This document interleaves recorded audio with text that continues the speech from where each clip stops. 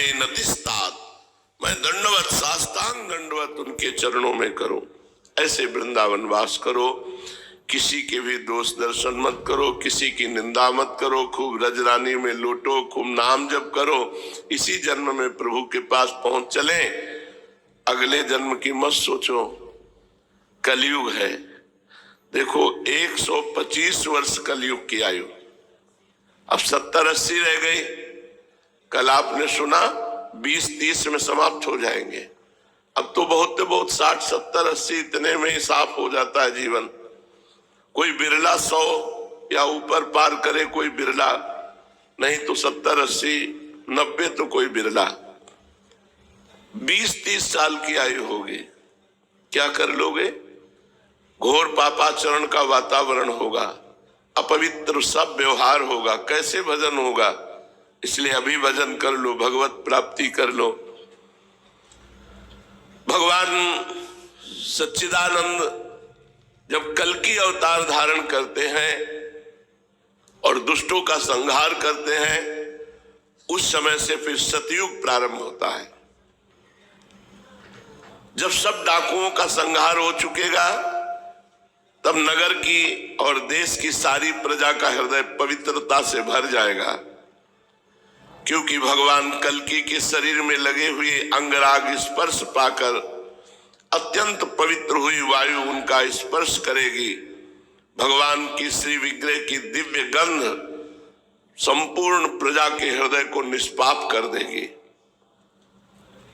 उनके पवित्र हृदयों में सत्य मूर्ति भगवान वासुदेव विराजमान होंगे और फिर उनकी संतान पहले की भांति हृष्ट पुष्ट और बलवान होने लगेगी।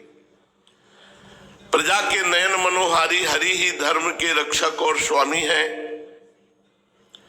वे ही भगवान जब कल्कि के रूप में अवतार ग्रहण करेंगे, उसी समय सतयुग का प्रारंभ हो जाएगा और प्रजा की संतान परंपरा स्वयं ही सतोगुण से युक्त हो जाएगी। जिस समय चंद्रमा, सूर्य और बृहस्पति एक ही समय एक ही साथ पुष्य नक्षत्र के प्रथम पल में प्रवेश करते हैं, एक राशि पर आते हैं, उसी समय सतयुग का प्रारंभ होता है। परीक्षित, चंद्रवंश और सूर्यवंश में जितने राजा हो गए हैं या होंगे, उन सब का मैंने संक्षेप में वर्णन कर दिया।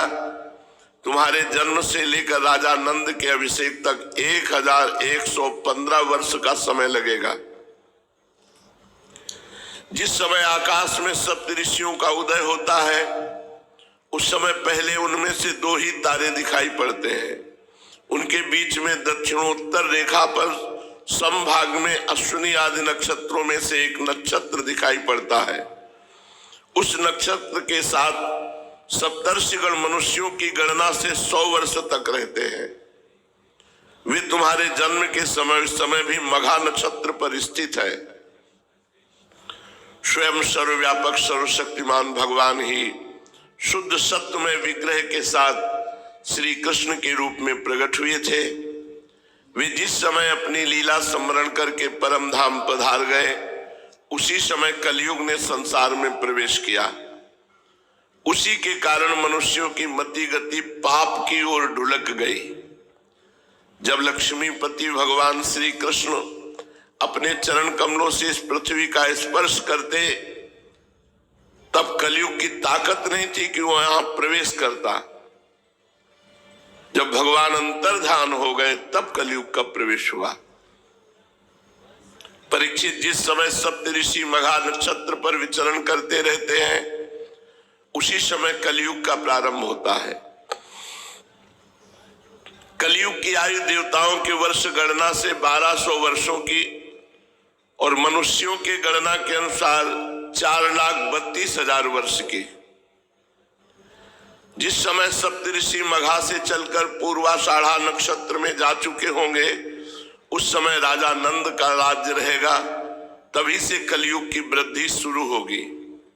पुरातत्ववेत्ता ऐतिहासिक विद्वानों का कहना है कि जिस दिन भगवान श्री कृष्ण ने अपने परम धाम को प्रयाण किया, उसी दिन उसी समय कलयुग का प्रारंभ हो गया। परीक्षित, जब देवताओं की वर्ष गणना के अनुसार 1000 वर्ष बीत चुकेंगे, तब कलयुग के अंतिम दिनों में फिर से कल्कि भगवान की कृपा से मनुष्यों के मन में सात्विकता का संचार होगा। लोग अपने वास्तविक स्वरूप को जान सकेंगे और तभी से सतयुग प्रारंभ भी होगा। परीक्षित, मैंने तो तुमसे केवल मनुवंश का सो भी संक्षेप में वर्णन किया है। जैसे मनुवंश की गणना होती है वैसे ही प्रत्येक युग में ब्राह्मण, वैश्य और शूद्रों की भी वंश परंपरा समझनी चाहिए। राजन, जिन पुरुषों और महात्माओं का वर्णन मैंने तुमसे किया, अब केवल नाम से ही उनकी पहचान होती है। अब वे नहीं रहे, केवल उनकी कथा रह गई। अब उनकी कीर्ति ही पृथ्वी पर जहां तहां सुनने को मिलती है। भीष्म पितामह के पिता राजा शांतनु के भाई देवापी और इक्ष्वाकुवंशी मरु इस समय कलाप ग्राम में स्थित हैं। वे बहुत बड़े योग बल से युक्त है। कलयुग के अंत में कल्कि भगवान की आज्ञा से फिर यहाँ आएंगे और पहले की भांति वर्णाश्रम धर्म का विस्तार करेंगे। सतयुग, त्रेता, द्वापर और कलयुग, ये ही 4 युग है। ये पूर्वोक्त क्रम के अनुसार अपने अपने समय में पृथ्वी के प्राणियों पर अपना प्रभाव दिखाते रहते हैं। परीक्षित, मैंने तुमसे जिन राजाओं का वर्णन किया है वे सब और उनके अतिरिक्त दूसरे राजा भी इस पृथ्वी को मेरी मेरी करते रहे, परंतु अंत में मरकर धूल में मिल गए। इस शरीर को भले ही कोई राजा कह ले, परंतु अंत में एक कीड़ा, विष्ठा अथवा राख के रूप में ही परिणित होगा, राख ही होकर रहेगा। इसी शरीर के या इसके संबंधियों के लिए जो भी किसी प्राणी को सताता है वह ना तो अपना स्वार्थ जानता है और ना तो परमार्थ, क्योंकि प्राणियों को सताना तो नरक का द्वार है। वे लोग यही सोचा करते कि मेरे दादा परदादा इस अखंड भूमंडल का शासन करते थे, अब ये मेरे अधीन किस प्रकार रहे और मेरे बाद मेरे बेटे पोते, मेरे वंशज किस प्रकार इसका उपभोग करे। वे मूर्ख इस आग, पानी और मिट्टी के शरीर को अपना आपा मान बैठते हैं और बड़े अभिमान के साथ डींग हाँकते हैं कि ये पृथ्वी मेरी है। अंत में वे शरीर और पृथ्वी दोनों को छोड़कर स्वयं ही अदृश्य हो जाते हैं। प्रिय परीक्षित, जो जो नरपति बड़े उत्साह और बल पौरुष से इस पृथ्वी के उपभोग में लगे रहे, उन सबको काल ने अपने विकराल गाल में धर दबाया। अब केवल इतिहास में उनकी कहानी ही शेष रह गई है। श्री सुखदेव जी कहते, परीक्षित, जब पृथ्वी देखती है कि राजा लोग मुझ पर विजय प्राप्त करने के लिए उतावले हो रहे, तब वो हंसने लगती और कहती, कितने आश्चर्य की बात है, ये राजा लोग जो स्वयं मौत के खिलौने हैं, ये मुझे जीतना चाहते हैं। राजाओं से ये बात छिपी नहीं कि वे एक ना एक दिन मर जाएंगे, फिर भी व्यर्थ में ही मुझे जीतने की कामना करते हैं, ऐसा पृथ्वी सोचती है। सचमुच इस कामना से अंधे होने के कारण ही वे पानी के बुलबुले के समान क्षणभंगुर शरीर पर विश्वास कर बैठते हैं और धोखा खाते हैं। वे सोचते हैं कि हम पहले मन के सहित अपने 5 इंद्रियों पर विजय प्राप्त करेंगे, अपने भीतरी शत्रुओं को वश में करेंगे, क्योंकि इनके जीते बिना बाहरी शत्रुओं को जीतना कठिन है।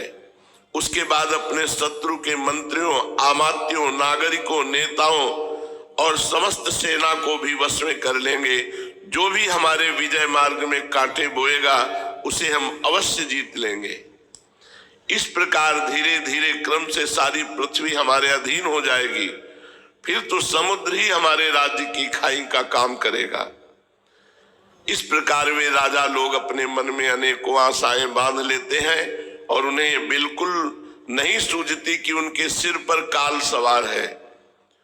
यहीं तक नहीं, जब एक द्वीप उनके वश में हो जाता है तब वे दूसरे द्वीप पर विजय करने के लिए बड़ी शक्ति और उत्साह के साथ समुद्र यात्रा करते हैं। अपने मन को, इंद्रियों को वश में करके लोग मुक्ति प्राप्त करते हैं, परंतु ये लोग उनको वश में करके थोड़ा सा भूभाग ही प्राप्त करते हैं। इतने परिश्रम और आत्म संयम का ये कितना तुच्छ फल है। पृथ्वी कहती है कि बड़े बड़े मनु और उनके वीर पुत्र मुझे ज्यों का त्यों छोड़कर जहां से आए थे वहीं खाली हाथ लौट गए, मुझे अपने साथ न ले जा सके। अब ये मूर्ख राजा मुझे युद्ध में जीत कर वश में करना चाहते हैं। जिनके चित्त में बात दृढ़मूल हो गई कि पृथ्वी मेरी है, उन दुष्टों के राज्य में मेरे लिए पिता पुत्र और भाई भाई भी आपस में लड़ बैठते हैं। वे परस्पर इस प्रकार कहते हैं, ओ मूढ़, ये सारी पृथ्वी मेरी ही है, तेरी नहीं। इस प्रकार राजा लोग एक दूसरे को कहते सुनते हैं, एक दूसरे से स्पर्धा करते हैं, मेरे लिए एक दूसरे को मारते हैं और स्वयं मर मिटते हैं। पृथु, पुररवा, गाधी, नहुस, भरत, शास्त्राबाहु अर्जुन, मानधाता, सगर, भगवान राम, खडवांग, धुंधुमार, रघु, तृणबिंदु, ययाति, शर्याति, शंतनु, गय, भगीरथ, कुवलयासु, ककुत्स, नल, नृग, हिरण्यकश्यप, वृत्तासुर, लोकद्रोही रावण, नमुच, शंबर, भौमासुर, हिरणाक्ष, तारकासुर, बहुत से दैत्य एवं शक्तिशाली नरपति हो गए। ये सब लोग सब कुछ समझते थे कि हम सब सूर हैं। सभी ने दिग्विजय में दूसरों को हरा दिया, दूसरे इन्हें नहीं जीत पाए, परंतु सब के सब चले गए, कोई टीका नहीं। राजन, उन्होंने अपने पूरे अंतःकरण से मुझसे ममता की और समझा कि पृथ्वी मेरी है, परंतु विकराल काल ने उनकी लालसा पूरी न होने दी। अब उनके बल, पौरुष और शरीर आदि का कुछ पता ही नहीं, केवल उनकी कहानी शेष मात्र है। परीक्षित संसार में बड़े बड़े प्रतापी और महान पुरुष वे हैं। वे लोकों में अपने यश का विस्तार करके यहां से चल बसे। तुम्हें मैंने ज्ञान और वैराग्य उपदेश करने के लिए इनकी कथा सुनाई है। मैंने जो कुछ अभी तक वर्णन किया सब वाणी का विलास है। इसी पे हमें बहुत धक्का लगा था जब हम 16-17 वर्ष के थे। ऐसा कैसे? भगवान का चरित्र, महापुरुषों का चरित्र अब समझ में आ रहा है। ये सब वाणी का विलास मात्र है, परमार्थक सत्य कुछ भी नहीं है। जितना सुनाया ये सब वाणी का विलास मात्र है, परमार्थिक सत्य कुछ नहीं है। इस पे काफी देर हम परेशान हुए थे।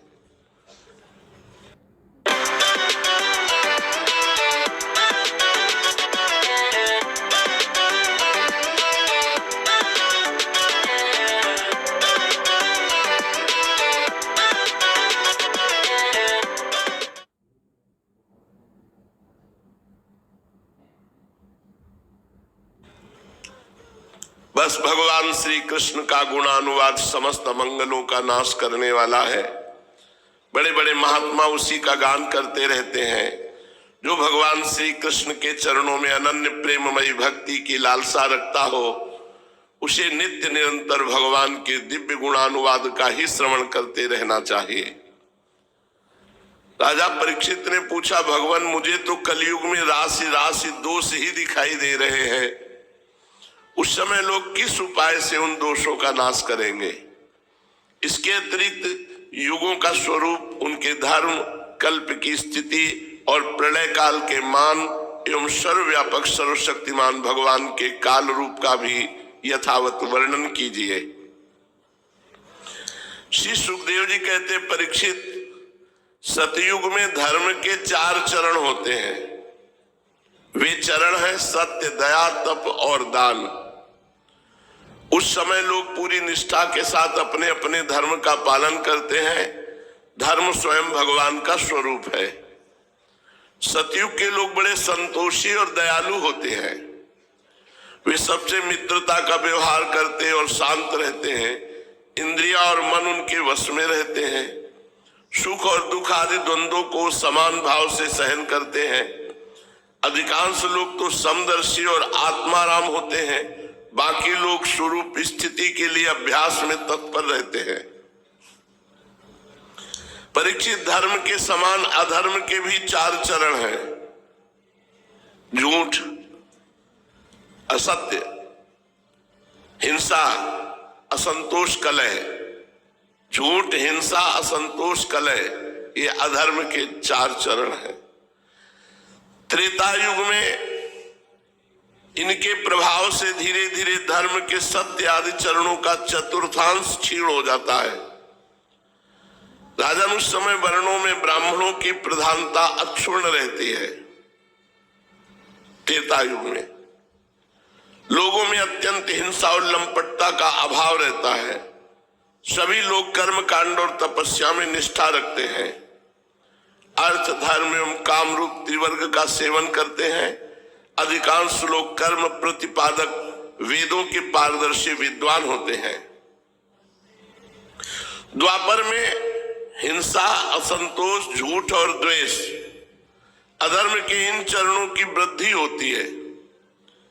इनके कारण धर्म के 4 चरण तपस्या, सत्य, दया और दान ये आधे आधे क्षीण हो जाते हैं।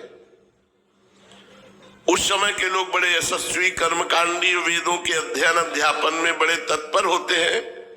लोगों के कुटुंब बड़े बड़े होते हैं।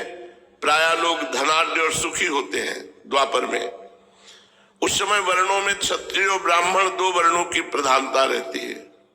कलयुग जब आएगा पूर्ण रूप से, तो अधर्म के 4 चरण पुष्ट रहेंगे।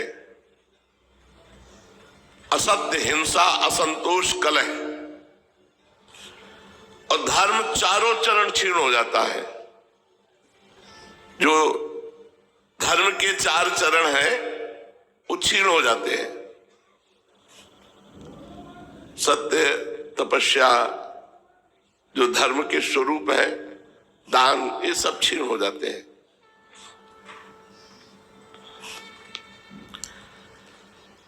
क्योंकि भगवत विमुखता छा जाती है। जिसको देखो केवल धन कमाना, भोग भोगना। भगवत विमुखता इतनी बढ़ जाती है कि सत्य, दया, तपस्या और दान ये चारों के चारों अंतर ध्यान हो जाते हैं। कलयुग में अधर्म 4 चरणों से बढ़ जाता है। पूरा का पूरा अधर्म प्रवृत्ति। धर्म का आश्रय कोई बिरला लेगा कि धर्म कहता है ऐसे चलो, ऐसे को केवल पेट भरो, भोग भोगो, रुपया कमाओ। कलयुग में सभी लोग लोभी, अधिकांश लोग लोभी, दुराचारी, कठोर हृदय वाले होंगे। झूठ बोलना कोई अपराध नहीं माना जाएगा कलयुग में। देखो सब झूठ बोल रहे हैं। झूठ बोलना बहुत बड़ा नहीं। असत्य संपातक पुंजा, ये असत्य पहला चरण अधर्म का है। पर झूठ बोलने बड़ी बढ़िया सजा के झूठ बोला जाता है। झूठ मूठ एक दूसरे से वैर मोल ले लेते हैं। लालसा तृष्णा की तरंगों में बहते रहते हैं। सभी प्राणियों में 3 गुण होते हैं, सतोगुण, रजोगुण, तमोगुण। काल की प्रेरणा से समय समय पर शरीर, प्राण और मन में उनका ह्रास और विकास भी हुआ करता है। जिस समय मन, बुद्धि और इंद्रियां सत्वगुण में स्थित होकर अपना अपना काम करने लगती हैं, उस समय सतयुग समझना चाहिए। सत्वगुण की प्रधानता के समय मनुष्य ज्ञान और तपस्या से अधिक प्रेम करने लगता है। जिस समय मनुष्यों की प्रवृत्ति और रुचि धर्म, अर्थ और लौकिक पारलौकिक सुख भोगों की ओर होती है तथा शरीर, मन एवं इंद्रियां रजोगुण में स्थित होकर काम करने लगती हैं, बुद्धिमान परीक्षित समझना चाहिए कि उस समय त्रेता युग अपना काम कर रहा है। जिस समय लोभ, असंतोष, अभिमान, दंभ और मत्सर आदि दोषों का बोलबाला हो और मनुष्य बड़े उत्साह रुचि के साथ सकाम कर्मों में लगना चाहे, उस समय द्वापर युग समझना चाहिए। अवश्य रजोगुण और तमोगुण की मिश्रित प्रधान स्थिति का नाम द्वापर है। और जिस समय झूठ पे झूठ, कपट पे कपट, तंद्रा, निद्रा, हिंसा, विषाद, शोक, मोह, भय, दीनता की प्रधानता, उस समय तमोगुण प्रधान कलयुग समझना चाहिए। जब कलयुग का राज्य होता है तब लोगों की दृष्टि नीच हो जाती है, भ्रष्ट हो जाती है, क्षुद्र हो जाती है। अधिकांश लोग अत्यंत निर्धन, सबकी भूख बढ़ जाती है, भोगों की, खान पान की। भाग्य बहुत मंद होता है, चित्त में कामनाएं होती हैं बड़ी बड़ी। सारे देश में गांव गांव में लुटेरों की प्रधानता और प्रचुरता हो जाएगी। कोई सच्चे मार्ग का पथिक साधु नहीं रहेगा, पाखंड मार्ग जो मन भाया। पाखंडी लोग अपने नए नए मत चलाएंगे, मनमाने ढंग से शास्त्रों वेदों का तात्पर्य निकालने लगते हैं और उन्होंने शास्त्रों को कलंकित कर दिया। दंभी पाखंडियों का बोलबाला होगा कलयुग में। रसेंद्री और जनेंद्री को तृप्त करने में ही लगे रहेंगे, कोई ब्रह्मचारी नहीं रहेगा, सब अपवित्र आचरण वाले। Decathlon Prayagraj Grand Launch 22nd to 23rd March. Visit the store for exciting offers. गृहस्थ दूसरों को भिक्षा देने के बदले स्वयं भीख मांगने लगेंगे, वानप्रस्थी गांवों में बसने लगेंगे, सन्यासी धनी होंगे, धन के लोभी होंगे, अर्थ पिशाच हो जाएंगे। स्त्रियों का आकार तो छोटा होने लगेगा पर उनकी भूख बढ़ने लगेगी, संतानें बहुत अधिक होंगी और कुल मर्यादा पवित्रता का, लाज हया का नाश करके वो अपवित्र आचरण करेंगे। मुंह से कड़वी बात बोलेंगी, चोरी करने में प्रवीण होंगी, कपट करने में बड़ी निपुण होंगी, उनका साहस होगा बहुत बड़ा। व्यापारियों के हृदय अत्यंत क्षुद्र हो जाएंगे, कौड़ी कौड़ी से लिपटे रहते छदाम छदाम के लिए धोखाधड़ी करने लगेंगे। और तो क्या, आपत्ति काल न होने पर भी, धनी होने पर भी निम्न श्रेणी का व्यापार करेंगे। जिनकी संत पुरुष निंदा करते हैं, ऐसे उपायों से वो धन कमाएंगे। ठीक समझने और अपनाने में बुद्धि काम नहीं करेगी। कलयुग में स्वामी चाहे जितना सर्वश्रेष्ठ हो, जब सेवक लोग देखते हैं कि इसके पास धन दौलत नहीं रही तो उसे छोड़कर भाग जाते हैं। सेवक चाहे कितना ही पुराना क्यों न हो, परंतु जब वो उस पर विपत्ति पड़ेगी तो स्वामी उसे छोड़ देंगे। कलयुग का प्रभाव। और तो क्या, प्रिय परीक्षित, कलयुग के मनुष्य बड़े ही लंपट हो जाएंगे। वे अपनी काम वासना को तृप्त करने के लिए ही किसी से प्यार का नाटक करेंगे। देखो, पहले से शास्त्रों में सब लिखा है। वे विषय वासना के वशीभूत होकर इतने दीन हो जाएंगे कि अपनी वासना पूर्ति के लिए माता पिता, भाई बंधु और मित्रों को भी नहीं छोड़ेंगे। अर्थात छल कपट, न माता का सम्मान, न पिता का, न भाई, न बंधु का, इनकी आज्ञा का पालन नहीं। नारी मुई घर संपत्ति नासी, मूड मुड़ाए भय सन्यासी। कोई देर थोड़ी लगता है। तो कलयुग में ऐसे नीच पुरुष तपस्वी का वेश धारण करेंगे और दान लेकर मनमानी भोजन, मनमानी पेय पदार्थ, और रत्ती भर भी धर्म का ज्ञान नहीं। धर्म का रत्ती भर भी ज्ञान नहीं। वो ऊंचे सिंहासन पर बैठकर प्रवचन करेंगे धर्म का, जिनको धर्म का रत्ती भर ज्ञान नहीं। सच्ची बात। प्रिय परीक्षित, आगे चलकर कलयुग में सूखा पड़ेगा, भूख से आतुर होकर लोग मरेंगे। अभी समय आएगा। दुर्भिक्ष और दूसरे शासक लोग इतने कर्कश हो जाएंगे कि कर पे कर, अस्थि मात्र हुए शरीर, केवल शरीर में हड्डी हड्डी दिखाई देगी, भोजन ही नहीं मिलेगा। प्राण रक्षा के लिए रोटी का टुकड़ा मिलना कठिन हो जाएगा आगे चल के। अभी भजन कर लो। शरीर ढकने के लिए वस्त्र नहीं, पेट की ज्वाला शांत करने के लिए रोटी का टुकड़ा नहीं, पीने के लिए पानी नहीं, सोने के लिए जमीन नहीं। यह आएगी स्थिति आगे। दाम्पत्य जीवन, स्नान और आभूषण पहनने तक की सुविधा नहीं रहेगी। लोगों की आकृति प्रकृति पिशाचों जैसी हो जाएगी। कलयुग में अधिक धन की तो बात क्या, चंद्र रुपयों के लिए भाई भाई में विरोध हो जाएगा, मारपीट हो जाएगी, जान से मार डालेंगे। बहुत दिनों का सद्भाव और मित्रता को तिलांजलि दे देंगे। इतना ही नहीं, दमड़ी दमड़ी के लिए अपने संबंधियों की हत्या कर डालेंगे। परीक्षित, कलयुग के क्षुद्र प्राणी केवल काम वासना की पूर्ति और पेट भरने की धुन में ही लगे रहेंगे। पुत्र अपने बूढ़े माँ बाप की रक्षा पालन पोषण नहीं करेंगे, उन्हें उपेक्षा करके घर से निकाल देंगे। ये आगे शुरू हो चुका है, आगे विशाल रूप में आएगा। कौन बूढ़े बालों की सेवा करे, निकाल दिया घर से। पिता अपने निपुण से निपुण सब कामों में योग्य पुत्रों की परवाह न करेंगे। परीक्षित, श्री भगवान ही चराचर जगत के परम पिता और परम गुरु हैं।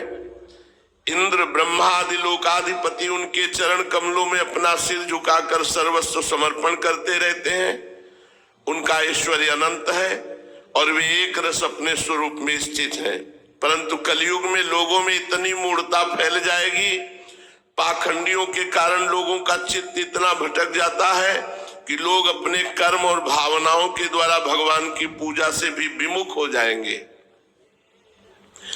मनुष्य मरने के समय आतुरता की स्थिति में गिरते या फिसलते समय विवश होकर यदि भगवान के किसी एक नाम का उच्चारण कर ले तो उसके सारे कर्म बंधन छिन्न भिन्न हो जाते हैं और उसे उत्तम से उत्तम गति प्राप्त होती है। यन्नाम ध्येयं म्रियमाणयातुरः पतन स्खलन वा विवशो गृणन् पुमान् विमुक्त कर्मार्गल उत्तमां गतिं प्राप्नोति अच्छन्ति न तं कलौ जनाः। पर हाय रे कलयुग भगवान का नाम नहीं लेने देगा।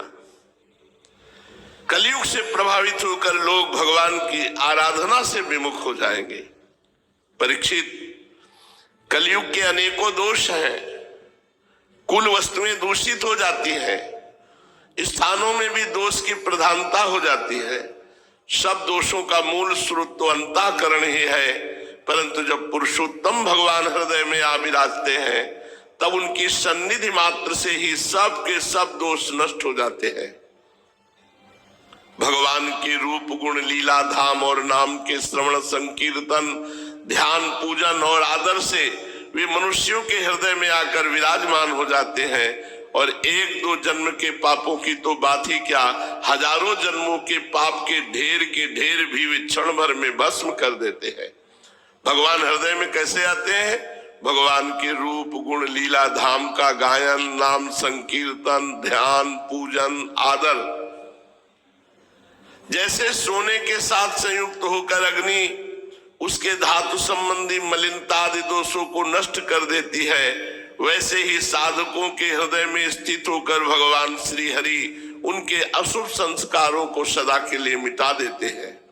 परीक्षित, विद्या, तपस्या, प्राणायाम, समस्त प्राणियों के प्रति मित्र भाव, तीर्थ स्नान, व्रत, दान और जप, किसी भी साधना से मनुष्य के अंतःकरण की वैसी वास्तविक शुद्धि नहीं होती जैसी शुद्धि भगवान पुरुषोत्तम के हृदय में विराजमान हो जाने पर होती है।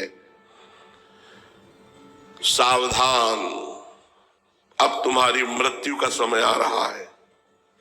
श्री सुखदेव जी महाराज, सावधान परीक्षित, 7वां दिन है, तक्षक सर्प काटेगा और तुम्हारी मृत्यु होगी।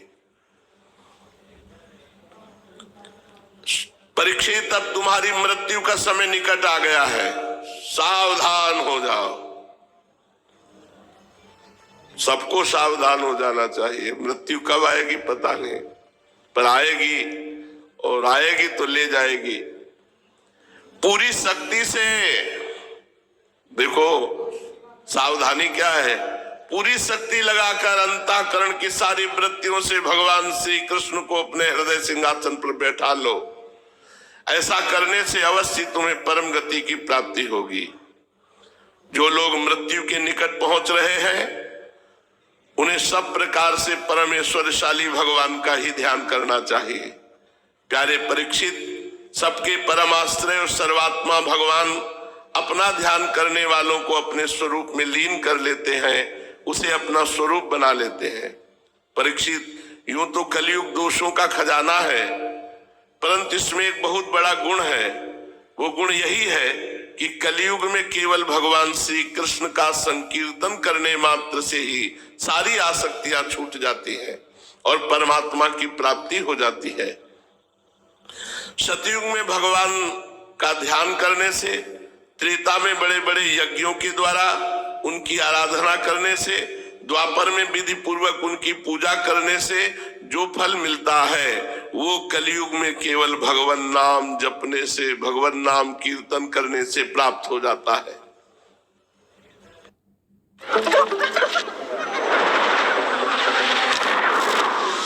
Backlit, fixed it, snap it, real quick. Wow, the pic is sick. Wow, cool. Ball in. Let's go. Take a sip, girl, 'cause I know you want it. You don't miss, girl. I'm the one and only with the fizz, girl. Just one. The one, the only. Take a sip, girl. Happy fizz. Feel the fizz. Shri Sukhdev ji कहते, परीक्षित, तीसरे स्कंद में परमाणु से लेकर दुपरार्ध पर्यंत काल का स्वरूप और एक एक युग कितने कितने वर्षों का होता है ये मैं तुम्हें बता चुका हूं। अब तुम कल्प की स्थिति और उसके प्रलय का वर्णन भी सुनो। 1000 चतुर्युगी का ब्रह्मा जी का एक दिन होता है। 1000 बार जब चतुर्युग व्यतीत होगा, सतयुग, त्रेता, द्वापर, कलयुग, ये एक चतुर्युगी, ऐसे 1000 बार जब व्यतीत होगा तो ब्रह्मा जी का एक दिन होता है। ब्रह्मा के इस दिन को ही कल्प भी कहते हैं। एक कल्प में 14 मनु होते हैं। कल्प के अंत में उतने ही समय तक प्रलय भी रहता है। प्रलय को ब्रह्मा की रात कहते हैं। 1000 चतुर्युगी ब्रह्मा का दिन और 1000 चतुर्युगी ब्रह्मा की रात। जब समय ब्रह्मा जी की रात आती है उस समय ये तीनों लोक लीन हो जाते हैं, उनका प्रलय हो जाता है। इसका नाम नैमित्तिक प्रलय है। इस प्रलय के अवसर पर सारे विश्व को अपने अंदर समेटकर ब्रह्मा जी, शेष साई भगवान, नारायण ये शयन कर जाते हैं। इस प्रकार रात के बाद फिर दिन और दिन के बाद रात होते होते जब ब्रह्मा जी की अपने मान से 100 वर्ष की और मनुष्यों की दृष्टि में 2 परार्ध की आयु समाप्त हो जाती है, तब महातत्व, अहंकार और पंच तन्मात्रा ये 7 प्रकृतियां अपने मूल प्रकृति में लीन हो जाती है। राजन, इसी का नाम प्राकृतिक प्रलय है। नैमित्तिक प्रलय और प्राकृतिक प्रलय। इस प्रलय में प्रलय का कारण उपस्थित होने पर पंचभूतों के मिश्रण से बना हुआ ब्रह्मांड अपना स्थूल रूप छोड़कर कारण रूप में स्थित हो जाता है, घुल मिल जाता है। परीक्षित, प्रलय का समय आने पर 100 वर्ष तक मेघ पृथ्वी में वर्षा नहीं करते। 100 वर्ष तक बूंद पानी नहीं गिरेगा। जब प्रलय आएगा किसी को दाना अन्न नहीं मिलता खाने को, भूखों मर जाते हैं लोग, प्यास से मर जाते हैं। इतनी प्रजा भूख से पागल हो जाती है कि वो एक दूसरे के शरीरों को खाने लगती है। भूख प्यास से इतना पागल हो जाते हैं लोग कि जो मिलता है, मनुष्य, लड़का, बच्चा, सब खाना शुरू कर देते हैं। देख लो, भजन कर लो, नहीं ऐसे समय में फंसेगे तो सब तुम्हें मूली की तरह खा जाएंगे। भजन कर लो, अभी आगे आने वाला है सब समय। काल के उपद्रव से पीड़ित होकर धीरे धीरे प्रजा मरने लगती है, क्षीण हो जाती है। फिर प्रलयकालीन सांवर्तक सूर्य अपनी प्रचंड किरणों से समुद्र और प्राणियों के शरीर और पृथ्वी का सारा रस खींच लेते हैं, एक बूंद पानी नहीं कहीं। फिर वर्षा नहीं होती। 100 वर्ष तक केवल प्रचंड अग्नि बरसाने वाले सूर्य का ताप, कहीं एक अन्न नहीं, एक चुल्लू पानी नहीं। फिर उस 100 वर्ष के बाद संकर्षण भगवान के मुख से शेष जी से अग्नि प्रकट होती है, सांवर्तक अग्नि।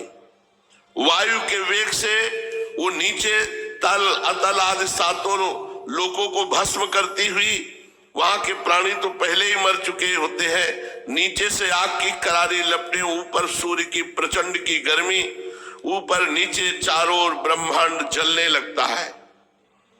ऐसा जान पड़ता है मानो गोबर का उपला जलकर अंगारे के रूप में दहक रहा हो। इसके बाद प्रलयकालीन अत्यंत प्रचंड सामर्थ्यक वायु सैकड़ों वर्षों तक चलती रहती है। 100 वर्ष तक सूखा, फिर 100 वर्ष तक वायु, फिर 100 वर्ष तक अग्नि की वर्षा, कुछ नहीं बचेगा। आकाश धुएं और धूल से भर जाता है। इसके बाद असंख्यों रंग बिरंगे बादल आकाश में मंडराने लगते हैं और सांवर्तक मेघ आकर गरज गरज कर 100 वर्ष तक वर्षा करते हैं। 100 वर्ष तक पूरा ब्रह्मांड पानी ही पानी।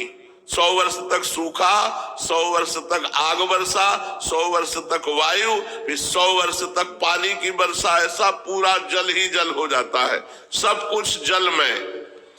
इस प्रकार जब जल प्रलय होता है तब जल पृथ्वी के विशेष गुण गंध को ग्रस लेती है, अपने में लीन कर लेती है। गंध गुण के जल में लीन हो जाने से पृथ्वी का नाश हो जाता है, वो जल में बन जाती, कहीं पृथ्वी नहीं रहती। वो जल में घुल मिलकर जल रूप बन जाती है। राजन, इसके बाद जल के गुण रस को तेजस तत्व ग्रस लेता है, तब जल नीरस होकर अग्नि स्वरूप हो जाता है। तदनंतर वायु तेज के गुण रूप को ग्रस लेता है, तो तेज रूप रहित होकर वायु रूप हो जाता है। अब आकाश वायु के गुण स्पर्श को अपने में मिला लेता है, तो वायु खत्म होकर आकाश हो जाती है, शांत आकाश। इसके बाद तामस अहंकार आकाश के गुण शब्द को ग्रस लेता है, आकाश शब्दहीन होकर तामस अहंकार में लीन हो जाता है। इसी प्रकार तेजस अहंकार इंद्रियों को, वैकारिक अहंकार इंद्रियाधिष्ठात्र देवता और इंद्रिय वृत्तियों को अपने में लीन कर लेता है।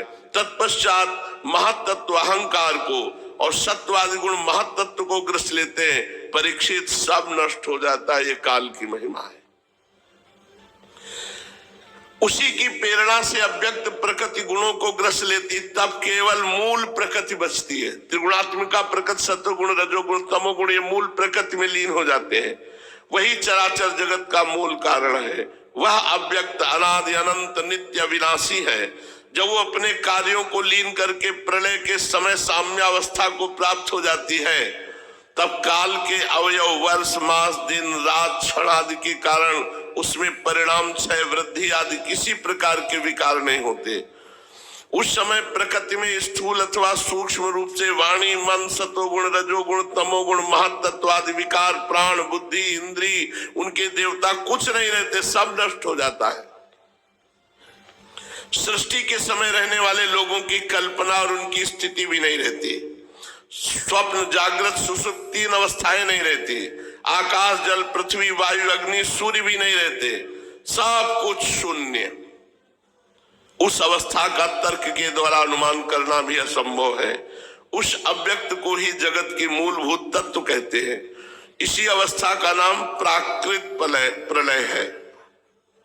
उस समय पुरुष और प्रकृति दोनों की शक्तियां काल के प्रभाव से क्षीण हो जाती हैं और विवश होकर अपने मूल स्वरूप में लीन हो जाती है। अब महाप्रलय मोक्ष को कहते हैं, ये आत्यंतिक प्रलय है। बुद्धि, इंद्रिय और उनके विषयों के रूप में उनका अधिष्ठान ज्ञान स्वरूप वस्तु ही भाषित हो रही है। उन सबको तो आदि भी है और अंत भी है, इसलिए वे सब सत्य नहीं है। वे दृश्य हैं और अपने अधिष्ठान से भिन्न उनकी सत्ता भी नहीं है, इसलिए वे सर्वथा मिथ्या माया मात्र है।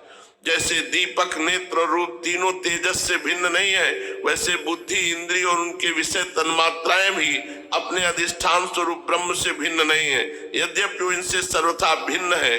जैसे रज्जु रूप अधिष्ठान में अध्यस्त सर्प अपने अधिष्ठान से पृथक नहीं है, परंतु अध्यस्त सर्प से अधिष्ठान का कोई संबंध नहीं है। समर वेकेशन के लिए तैयार हो? India's biggest travel sale is back. Domestic flights starting at ₹999 only. Premium hotel starting 2499 only. Clear2 presents Nation on Vacation sale starting 20th March. झड़ जब जब जुल्फें तेरी तो हार्मफुल केमिकल शैम्पू क्यों? आयुर्वेदिक केश किंग अपना ले। 21 जड़ी बूटियों वाला केश किंग शैम्पू है, फॉल कम 98% तक। उड़े जब जब जुल्फें मेरी